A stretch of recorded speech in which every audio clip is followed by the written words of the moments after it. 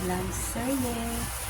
So ayun mga kainday, magluluto tayo ng tanggalin muna natin yung ating buto sa loob. Nagloves ako mga kainday kasi parang hindi humawa yung akong sa kamay natin.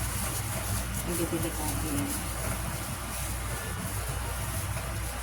Hindi rin natin na ganyan yung dito. Hindi na rin natin ito. Laki ng sili, diba? Medyo mura na kasi na kaya ang ganyan. Tanggalin natin ito lahat.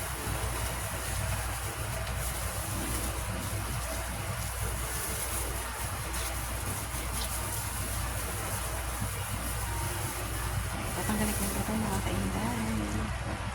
Ayan na. Mayroon tayong cheese. Talagyan natin yung cheese mga kainday. So, magbulog na tayo.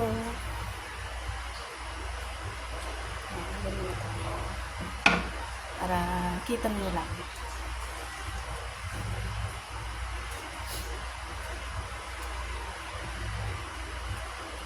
Tipid yung dulo.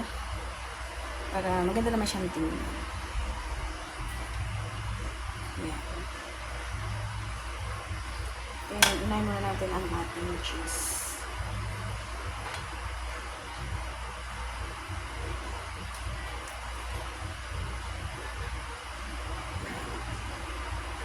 Hoping na masarap mga kainday.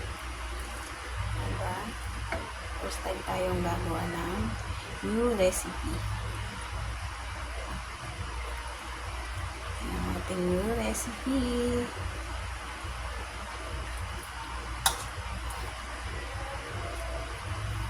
Sa kutsarita.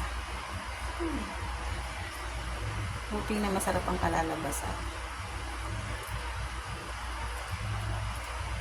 Mga kainday, nabalot na natin ang ating fried ko na to. Diba, napakatrabahong ulam ay pagkain. Kaya pwede na tayo ng oil. Sa mahinang apoy lang siya natin niluto. At hindi siya mabigla. Pinit na tayo ng oil.